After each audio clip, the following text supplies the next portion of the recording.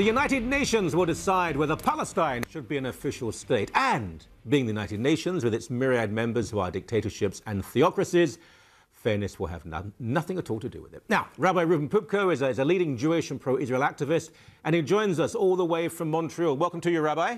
Thank you. Nice to be here. Palestine, a state. Will it be? Should it be?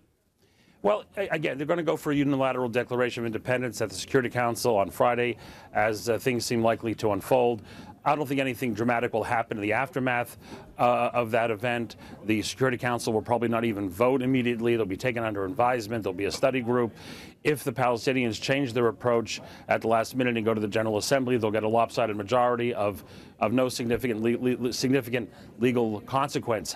However, the question is, what do they really intend and what is the purpose of this exercise, which everyone agrees will have minimal consequence? And I think it's clear that what they're intending on doing here is trying to bypass negotiations. What the reluctance of the Palestinians, the refusal of the Palestinians over the years to engage in direct negotiations, to engage with the State of Israel, to fully recognize Israel as a Jewish state, to do what's necessary to find peace, they just refuse to do so, and they think that by going to the United Nations, it'll give them it's a way to bypass direct negotiations with Israel.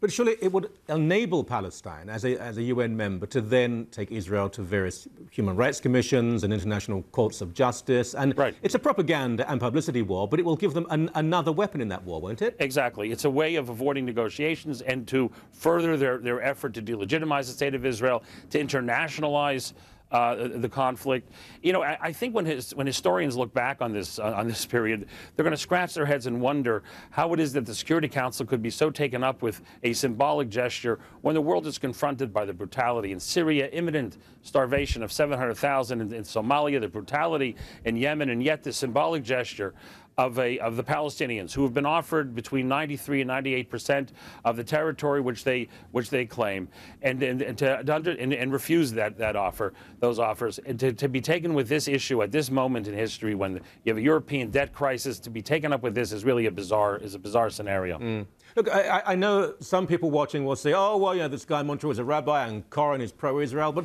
sometimes you just want to scream with laughter or horror. I don't know. You mentioned Syria. We have snipers in Yemen just shooting protesters, even if they're children. We have Turkey occupying half of Cyprus and Kurdistan, Morocco keeping people out with a wall. So much done that is evil by countries who are the most vociferous in saying you must proclaim a Palestinian state. It's so Alice in Wonderland that it's really difficult to begin to try to figure out what is the intent of the people who support this effort.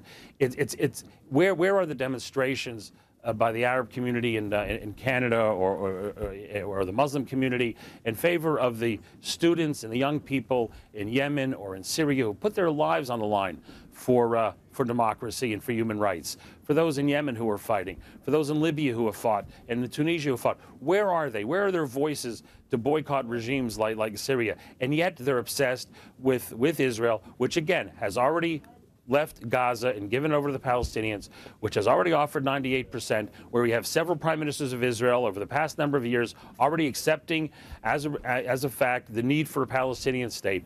And yet they're obsessed with one issue and one issue only, the Palestinian question, which could have been resolved had the Palestinians simply had the courage to say yes, which could have been resolved years ago.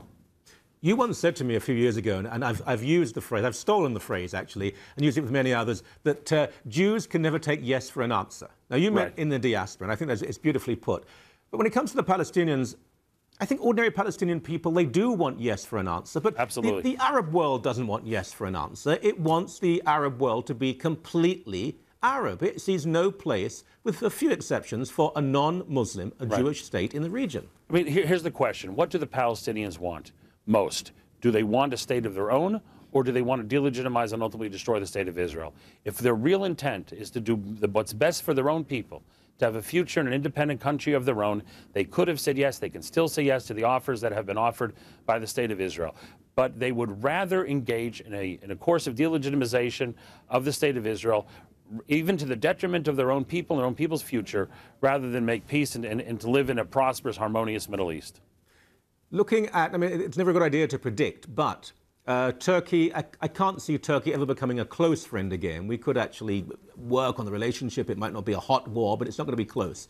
Egypt, those days are gone. Again, peace treaty, but nothing better than that. Even Jordan is shaky now. The Shah of Iran was once a close friend to Israel. Right. Certainly not friendly these days. It is, although Israel has never been as powerful as it is now, in some ways it's more isolated than ever. Absolutely. The pillars that have guided Israel's foreign policy, the peace treaty with Egypt, the relationship with Turkey, all of those things are now in doubt. The relationship with Turkey, which began to deteriorate because the Prime Minister of Turkey has decided to turn away from the West and turn towards the East. He has these aspirations of reestablishing some kind of Ottoman Empire and greater Turkish influence, and he has decided, and it did not begin with the flotilla. It didn't begin with the UN Palmer report. It began long before that. Turkey has made a strategic decision about where their interests lie.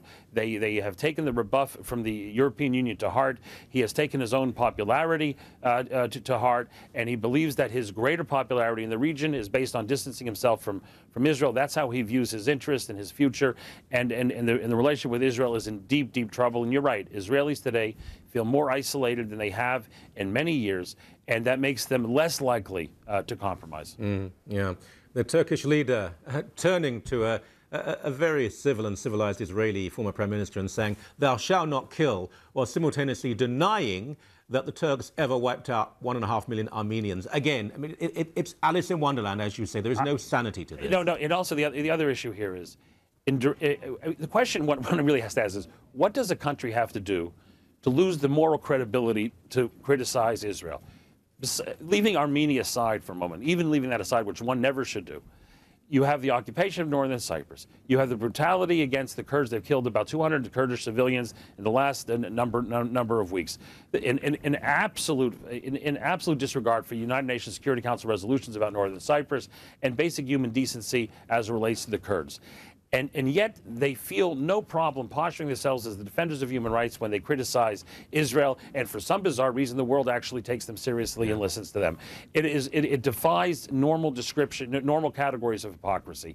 And the other point that needs to be re-emphasized: anybody who looks at the Kurds versus the Palestinians as to who deserves sovereignty and who deserves independence by any criteria, by any objective criteria, the Kurds, who enjoy a distinctive history and a culture and a language, certainly have greater credentials and greater claims on the world's conscience for an independent country than do the Palestinians.